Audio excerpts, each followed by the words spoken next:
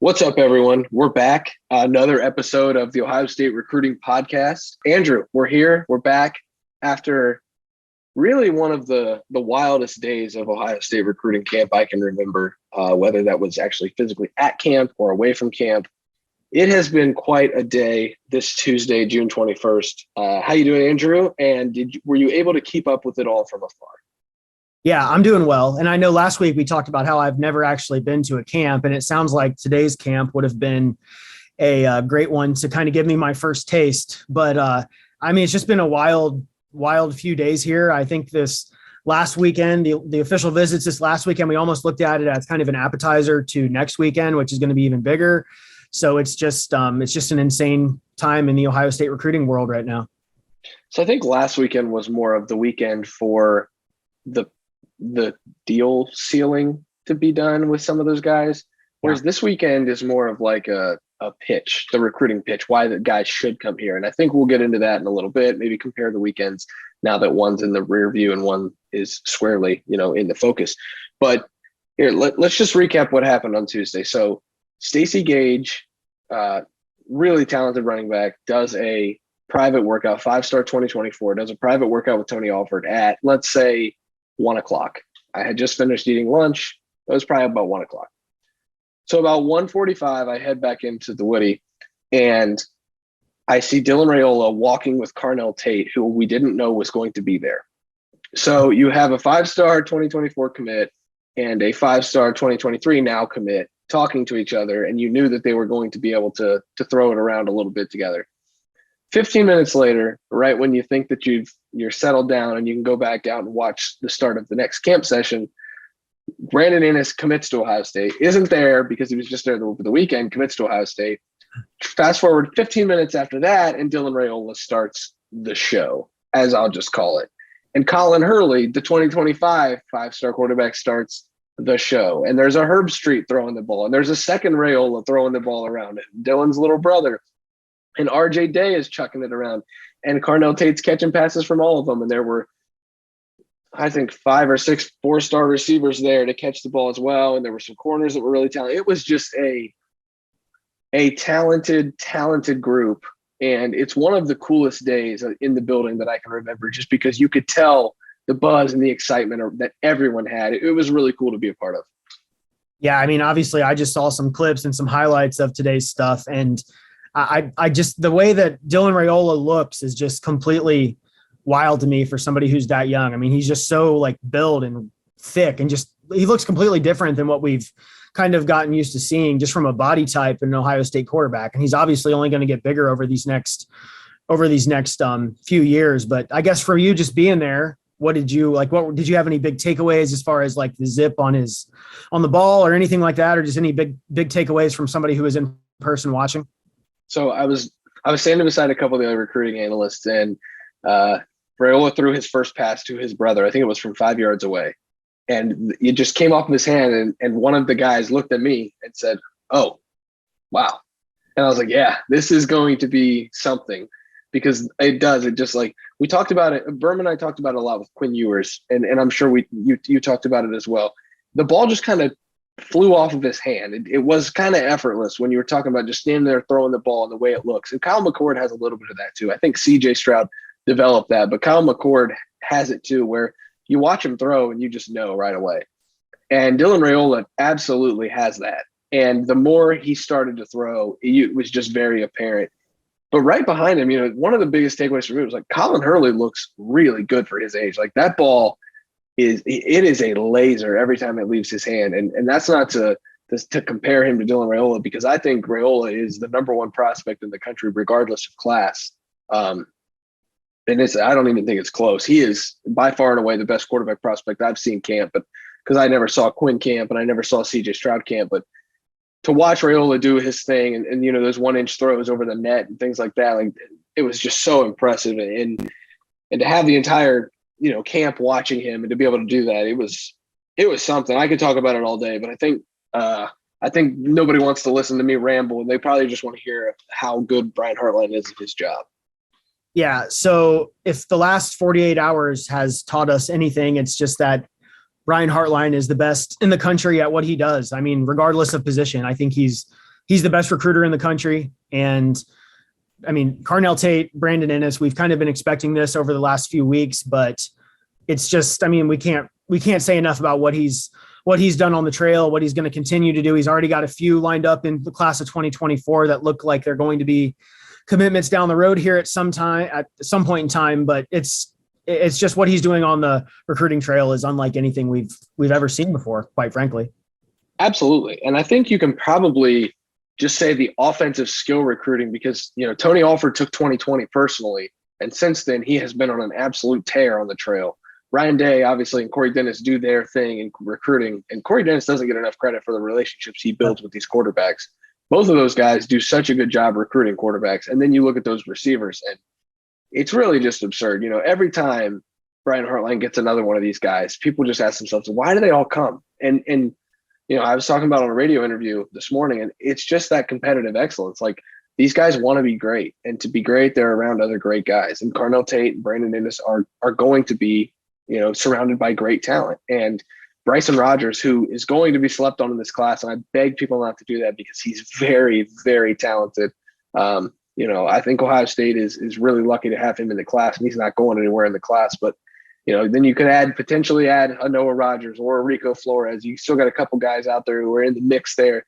You talk about 2024, JoJo Trader and Jeremiah Smith. Like, it's not stopping and it's not slowing down. I think that's the scariest thing for people is like, you see these runs slow down sometimes, like, the Alabama defensive backs, the Ohio State defensive backs, different places have the runs, Georgia defensive line. Like, Ohio State is not slowing down with offensive skill talent. And it's almost just the start of it because you're seeing these 4 and 5-star guys that Hartline's recruited. They're just now getting to playing time. They're just now getting to the NFL draft. Like, he's just going to continue to build a case for guys to continue to come there. Yeah. And I think the other thing that Hartline does that's so great is he gets these guys that are different types of receivers. Like Brandon Inniss kind of looks like he's kind of got average size, like 6 foot, maybe 6'1", looks like somebody who can play in the slot or on the outside, maybe like a Jackson Smith and Jigba type. And then you've got Carnell Tate, who's more like 6'2" and probably projects more of an outside guy like Marvin Harrison Jr.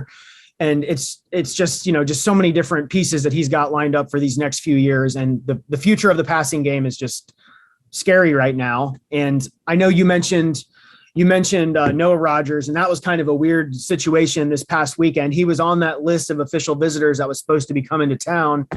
And I know we've heard this before from a lot of the Southern guys, like they'll claim that there's flight issues or there's travel problems. And sometimes you just kind of roll your eyes and you just say, well, that kid was never going to come to Ohio State anyway.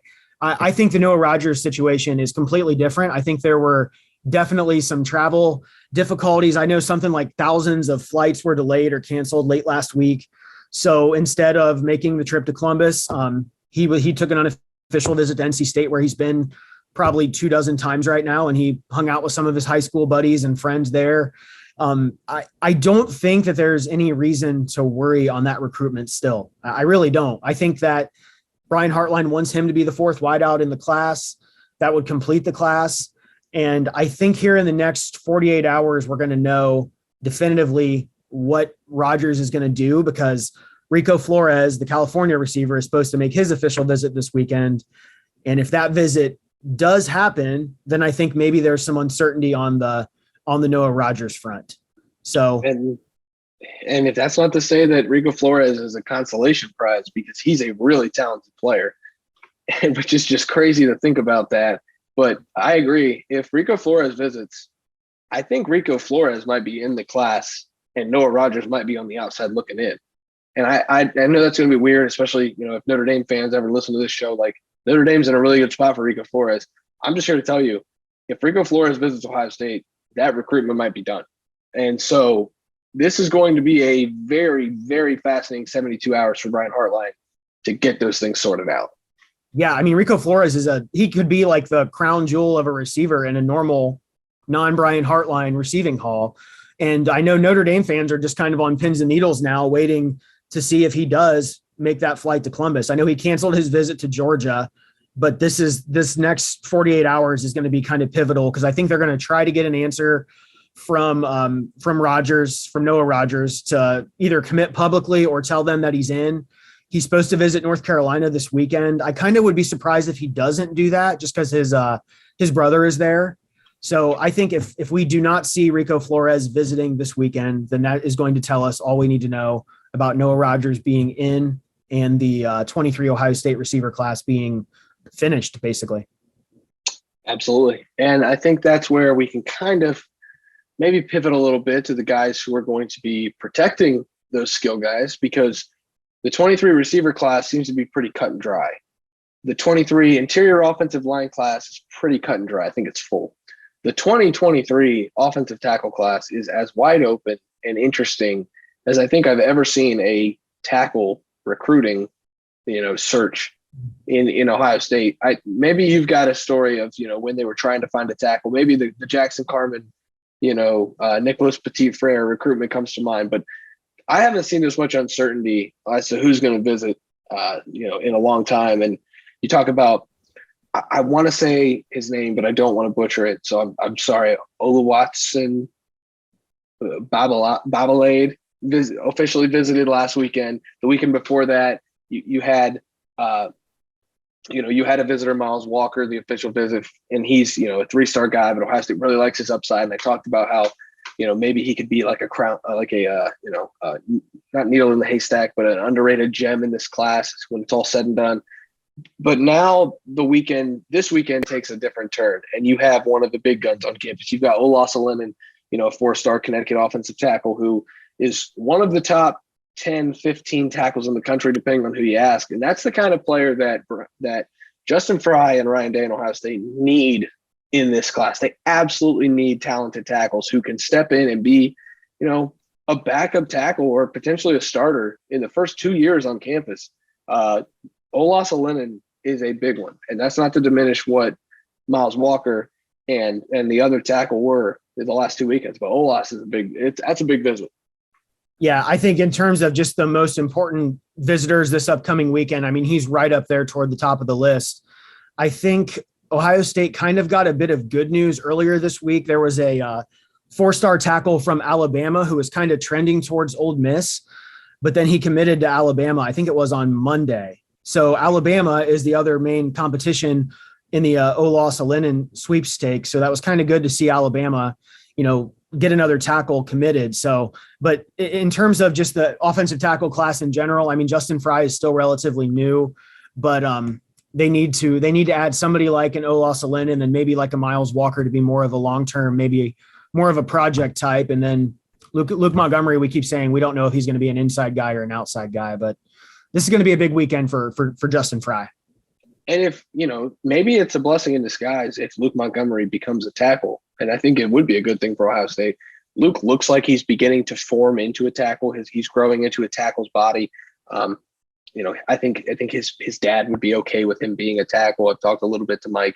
He kind of seems open to the idea of maybe he's not a guard, maybe he's a tackle, maybe he's a swing guy who can play either. That versatility will help him definitely at Ohio State, definitely when he gets to the next level, if he can get that far.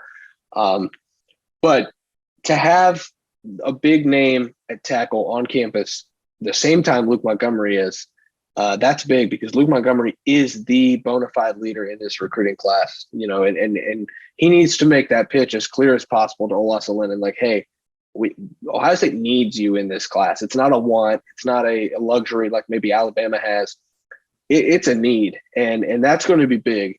And I guess that's where we can kind of pivot to the official visit weekend. We've got to break this down. I can't help but, I don't want to gloss over last weekend. It was a big one, but like you said, it was really an appetizer when you compare it to what's about to come on campus this weekend. I actually haven't told you this, but we're going to each go, one by one and pick 5 guys that we're just like really intrigued by that are visiting this weekend. You have the list in front of you? I got it right up here. All right, perfect. So, okay. So I'll let you go first. We're going to pick 5 guys from the June 24th to 26th official visit weekend. Like I said, one at a time, so you don't take all 5 of mine, but let's go through these and just, that'll give us 10 guys who we're really intrigued by that are going to be visiting. Okay. My number 1 pick, I think, is the kind of the easy choice, who's probably the most important visitor this weekend, coming off his official visit to to Alabama. That's going to be 5-star Georgia safety Caleb Downs. So he's at the top of my list, even with 2 safeties already committed. I mean, he might be the best defensive player in the country, regardless of position. So getting him on campus for his last official visit, he wants to decide before the season starts. And it's just a huge visit. So I'm glad that you took Caleb Downs, because the people already know my feelings on Caleb Downs. They're very public. They're out in the open. You can go see him on Caleb Downs' On3 ratings page, because I have him, of course, or I have him RPM'd to Ohio State. So you kind of took that from me, and I appreciate that. So I don't feel the pressure of taking him. So I'm going to go ahead and go with Troy Bowles, Florida linebacker. A lot of buzz about his visit coming up. I know that has seemed to maybe trend away from Ohio State a little bit, but I think that's just because his visit to Ohio State comes at the end of the month rather than at the beginning of the month. I think Ohio State feels really good about where they're at with Troy Bowles. And, if other schools have been able to come here with Troy, Ohio State can get back up in that lead, because I think they did lead for him at one point. And I think they might be able to retake the lead. I'm not saying he's going to lock it down after this visit, but I do think there's an opportunity for Jim Knowles, for that defensive staff, those high energy guys that are under Knowles, to show him exactly the plan for him. And, former NFL guys and NFL guys like Todd Bowles, they like how Ohio State teaches things. They like the developmental plan. They know what Ohio State can do for guys. Don't sleep on Troy Bowles as a potential guy who comes out of this visit, feeling good about Ohio State, and Ohio State feeling good about it. Yep, that's a good pick. I'm going to stick with the linebacker position. My number 2 guy will be Tackett Curtis, the Louisiana linebacker. He again, it seems like it's Ohio State, it's Wisconsin, it's USC. Jim Knowles has been on that one for a long time. He was a top target when he was at Oklahoma State still. For him to make it up here this weekend, it's one of the biggest weekend visitors. I think that despite those other 2 schools kind of being mentioned the most, I still feel like maybe LSU is actually the school that's kind of concerning me the most. He took an unofficial visit there a few weeks back. His family, I think, is like season ticket holders down in Baton Rouge. But if they can lock him up and lock maybe Troy Bowles up, then that's a solid linebacker class for Jim Knowles in his first full cycle. All right. That's a great pick. And I think that you hit the nail on the head there. That's why I'm going to flip it to the other side of the ball, and I'm going to take a little bit of a surprise pick. People think this is almost like maybe like a charity visit, but it's actually not that at all. I'm going to go 4-star, maybe 5-star. Let's see. No, very high 4-star, number 45 player in the On3 Consensus, running back Justice Haynes from Georgia. This is a guy who is a Georgia legacy, who lives down in Georgia and is almost like just thought to be a lock to the Bulldogs. But I've got a weird feeling about this one. Ohio State is really confident with where they sit with Justice Haynes. They feel really good about this upcoming visit. And, Ohio State is pretty honest with itself when it's recruiting guys like this, that they kind of understand how this is going to all end up. And with the Justice Haynes recruitment, it just doesn't seem like there's that sense that they know where this is going to end up trending. And that makes you think that they feel like they can actually make an impression on Justice Haynes. He's a guy who his dad has, like I said, played for Georgia, played a little bit in the NFL. His sister did not stay in the state of Georgia to go to college. This is not a family that has, strict allegiances to Georgia, despite those bloodlines being from, down in Athens in the program. So Ohio State has a big chance here. Like I said, Tony Alford's been on a tear on the recruiting trail. Justice Haynes will be the perfect second back with Mark Fletcher. This visit is bigger than people are giving it credit for, and I'm excited to see where it goes after the visit. Yeah, that's a great pick. I think if somebody asked us to give one name that nobody's expecting to end up at Ohio State, who ultimately will, I feel like, not that we're putting in RPM picks or anything like that, but people need to start paying more attention to the Justice Haynes recruitment. And this weekend, he was at Bama last weekend. This weekend's going to be absolutely huge there. My third guy, I'm going to stick in the state of Georgia. Kayan Lee, the 4-star cornerback, previously committed to Georgia. I think he's visited Florida and a few other places of late, but Ohio State's the RPM leader right now. I think he could be the guy to kind of complement Dijon Johnson there at cornerback. So big weekend for 4-star corner Kayan Lee. So Tim Walton, Perry Eliano will be all over that one.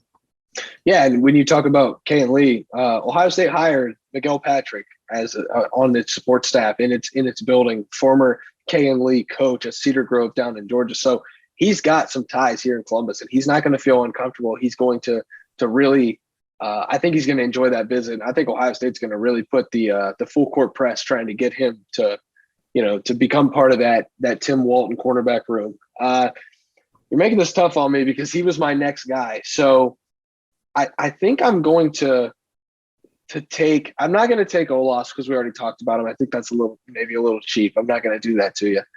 I'm going to take Jason Moore, the defensive lineman out of Maryland, out of DeMatha Catholic. This is a guy who, defensive ends from DeMatha, they're going to consider Ohio State no matter what.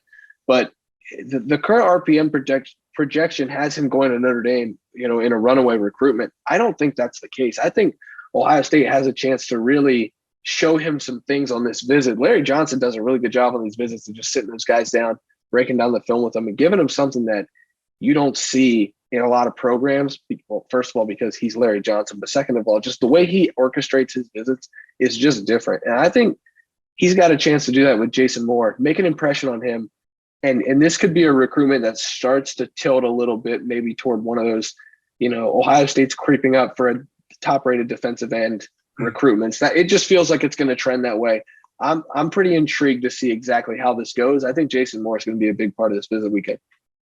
Yeah, that's a good pick too.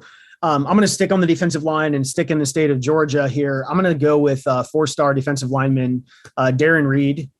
I know he visited, I think, LSU recently, and there's been some kind of pro-LSU buzz. But with only one defensive lineman committed right now and Will Smith Jr., getting some more guys in the fold there is going to be huge for Larry Johnson. So I will take Darren Reed as Ohio State tries to kind of fight off some of those SEC schools for him. Yeah, and he's a guy who took an official to Clemson, which you don't see a lot of guys take officials to Clemson, especially in June. Official to LSU, like you said, then official to Miami. Not really a lot of movement there in that recruitment. Ohio State could maybe take the lead there, in short order. That's a really good pick. I'm going to go a little maybe off the wall and just take maybe a shot in the dark here. I'm going to go Jelani Thurman, the tight end from Georgia. I know this is kind of weird because Ohio State's already got one tight end. He's a really talented kid. But I just have a feeling that Ohio State's going to want that second tight end. We talk about it every year. Do they take two tight ends? Well, the depth there is a little interesting right now, and Ohio State has a good chance to make that impression. Ty Lockwood was on campus last weekend. They know how good he can be. Jelani Thurman's a guy who, again, doesn't really have a lot of those allegiances inside the state of Georgia right now. The RPM's all over the place for him. Maybe Ohio State starts to take the lead in that. I know Kevin Wilson wants another top tight end target. He's not going to settle for one. So if they don't get one in this, he's just going to move on to 24. But if they can make an impression with Jelani Thurman, everyone knows I like talking about the weird positions. Not a lot of people do. I'm gonna beat that drum a little bit and talk about Jelani Thurman. I think he could really creep up on people's boards after this weekend. Yeah, that's a good pick.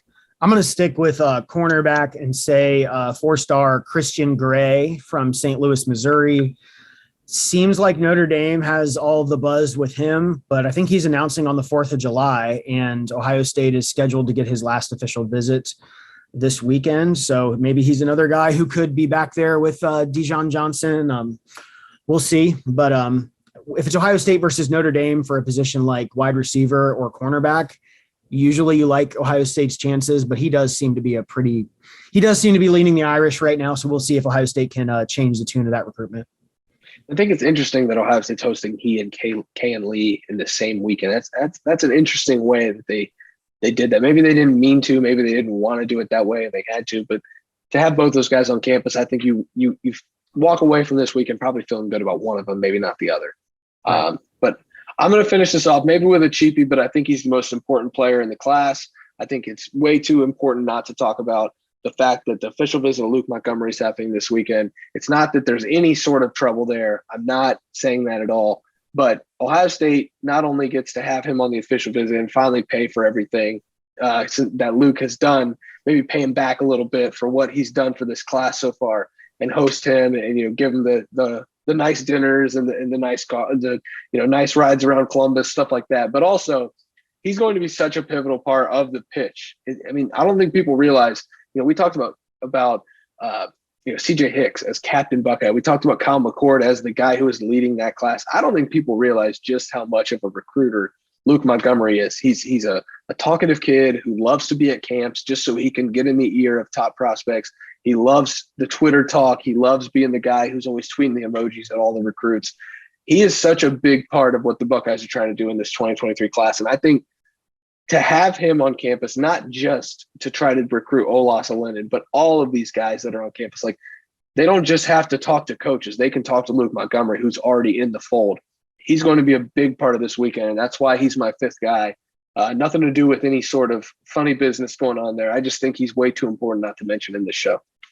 Yeah, I'm right there with you on that. He was right in the middle of all the Carnell Tate and Brandon Inniss stuff these last 48 hours too, just tweeting things and that kind of stuff. I've still got tweet notifications turned on for Luke Montgomery, and it's like a nonstop barrage of Buckeye emojis and that kind of thing. So that's a good pick on your part. Absolutely. And I think, I don't know, should we wrap it up a little bit? Do we want to, we don't need an in or out, I don't think. I think there's maybe a couple other things we could probably hit on. Maybe let's dive into a little bit. What the biggest takeaway maybe from the last weekend, because I don't want to go way chronologically out of order, but I also don't want to just dismiss what last weekend meant for the program. You talk about Brandon Inniss visiting. Rodgers was supposed to visit. There was a quarterback on campus. Jermaine Matthews is now, it feels like it could be a matter of time maybe before he joins the class and becomes, locks himself in there. But also Calvin Simpson-Hunt has those ties to Ohio that we kind of hinted at a little bit. Jaden Bonsu was on campus. There was some guys there. Biggest takeaway from the weekend that was last weekend, Andrew. So I think sometimes when people see recruits coming off an official visit and they don't see like the Brandon Inniss commitment coming like 2 days after the visit or whatever, they kind of worry and freak out a little bit. Like we haven't heard much about Calvin Simpson-Hunt. We haven't heard a whole lot from Jaden Bonsu other than he canceled his scheduled visit for next weekend was supposed to be at Texas. I just think there's still like a lot of things going on behind the scenes on those couple recruitments. So just because you have a couple prospects that aren't as vocal on Twitter and that kind of thing, it doesn't mean that good things are not going on kind of behind the scenes. So that's outside of Brian Hartline being the best in the world at what he does. That's kind of the biggest thing that I saw this past weekend. We're still trying to get an answer on quarterback recruiting. I kind of think that's going to happen here in the next couple weeks. Austin Novosad was back at Baylor last weekend. Ohio State hosted Brock Glenn. So I think we could have an answer there here in the next 2-ish weeks. So we'll see. I know this isn't the most important quarterback class, but they do need to get a guy. So I would agree with that. I'm going to maybe stick around the same theme. I didn't expect Calvin Simpson-Hunt to make a lot of noise out of his visit. He is a commit elsewhere. So it's interesting. He probably doesn't want to upset the apple cart in Lubbock too much as a Texas Tech commit. And Jaden Bonsu's not a guy who's really going to be very vocal. He's not going to talk to a lot of media anyways. So, you want to hear about those recruitments because they're so interesting in the grand scheme of the 23 class, but also you don't expect to hear a lot out of those guys. One guy that you do expect to hear a lot out of that is very vocal on social media after his visits that has not been, and I think it's very telling, is Jonel Aguero, the 4 or 5-star borderline guy out of Danvers, Massachusetts. He's not playing there right now, but he is from Massachusetts, and he's a very, very outspoken, not attention seeker, but he's a guy who's not afraid of the spotlight on Twitter or, any social media. And you really haven't heard a lot out of that visit. I think that's pretty telling. I'm not going to rule Ohio State completely out, but I do think it was a little bit of a giveaway that you're not hearing a lot of buzz out of that recruitment. I don't mean to let Ohio State fans down. You still have Caleb Downs coming in. You still have different defensive backs who are very highly rated, who are going to make an impact if they decide to choose Ohio State. Jonel Aguero, I do not believe will be one of them, and that was probably my biggest takeaway from the weekend. Yeah, and worth noting, Ohio State now has the number 1 class in the country, so that's a good thing. Well, okay, so there's where we'll end it. I want to know on June 21st, with all of these potential targets, I asked a couple different people, and I didn't get very good answers. What will it take for this Ohio State class that might end up being in the 27, 28 player range to win the recruiting crown? Well, first of all, it's going to take Ohio State to be in the 27 to 28 player range, which I really don't think is going to happen. So, I mean, I just think it's a numbers game. Like I'm expecting Ohio State to finish third or fourth, somewhere in there with the final rankings. It's just all about the numbers, you know. How many guys is Texas A&M going to take? How many guys is Alabama going to take? Which I don't even know where Alabama is ranked right now. It's absurdly low, and we know it's not going to end that way. So, I mean, it's not a class where Ohio State's going to have a premier 5-star quarterback like next cycle they already do. So I don't know. I just don't really see a path to that happening unless some other schools lose some big time commitments due to coaching changes or what have you. So I don't know. I don't really have an answer to that because I just don't think it's really in the cards, to be honest. Well, the one thing that I think is interesting, and the one thing that the recruiting services really do a great job anymore. You know, I'm not going to, downplay what the other recruiting services are doing at all, because all of them do really the Lord's work for us. We don't really have to worry about much because we can go to the recruiting services and see how good these guys are. But the one thing that I really do love about the On3 database is the score is not a number that can be boosted by taking 31 players. That's true. Ohio State is the number 1 ranked class right now with a score of 93.125. And that is the average commit, because we're not worried about, that you have 32 guys in your class or 29 guys. Like, how good are the players?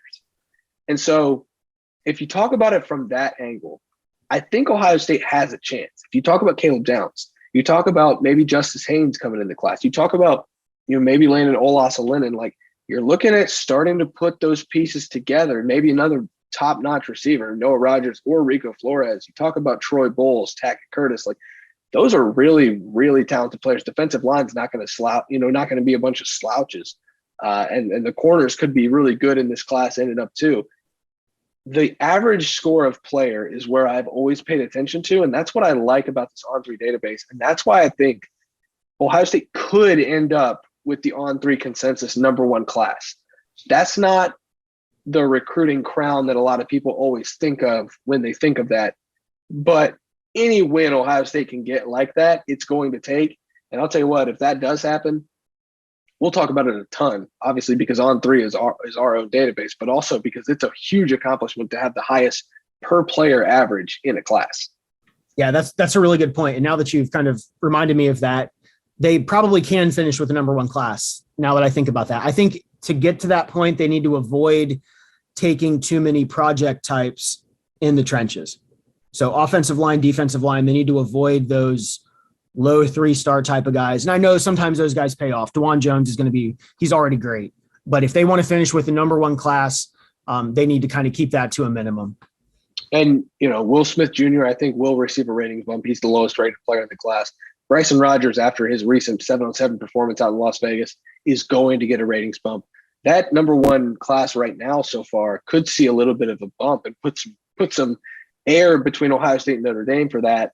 We'll see where it ends up. Obviously, Alabama and Georgia and Texas A&M are going to just absolutely kill it because they always do, and that's who they are.